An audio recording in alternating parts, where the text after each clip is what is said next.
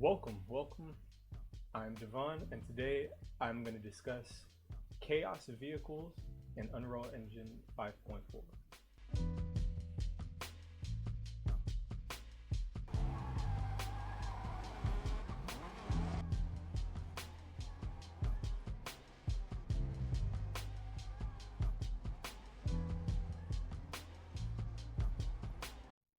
So at the moment, I'm using the chaos wheeled vehicle movement component as opposed to the vehicle movement component that comes with the vehicle itself.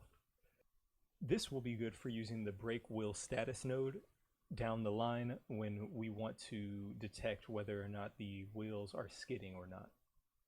Next, I have the engine setup and differential setup, with everything left to the same settings that the vehicle was already set to within the movement component. The only things here that I changed are the max torque and max RPM, as well as the differential type, which we have at rear wheel and the max torque at 550 with the max RPM set to 9,000.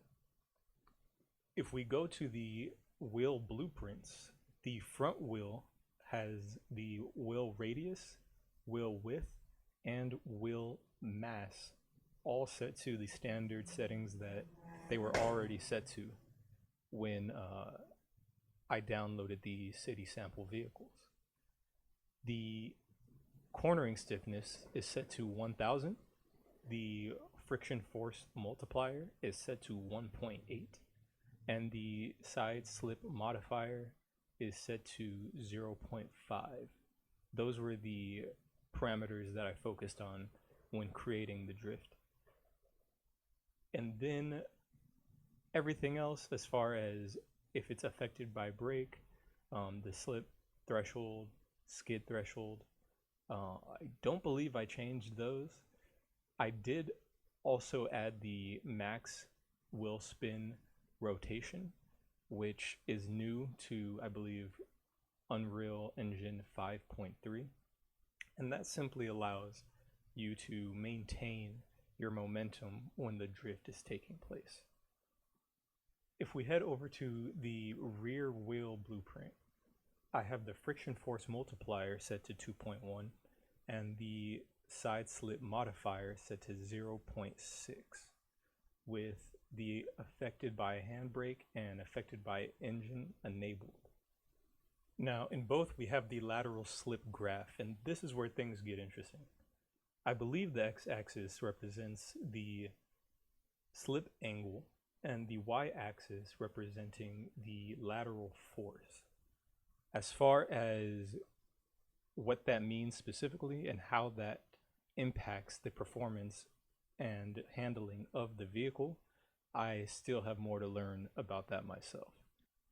For the front wheel lateral slip graph, we have this S-shaped curve going from 0 to 0 all the way up to 100Y and 30 on the x-axis. As for the rear wheel lateral slip graph, it's a bit more complicated, going from 0, 0 and making this heel shape, going all the way close to around 8,075 on the x-axis, and going up to 450 on the y-axis.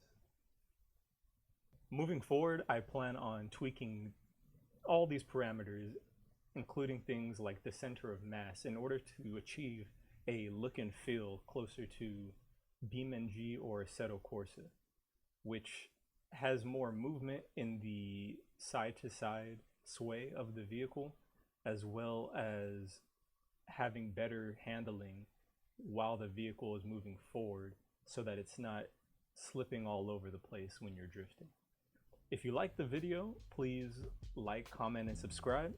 Let me know if you have any ideas on how I can improve, and hopefully I see you guys in the next one. Thanks.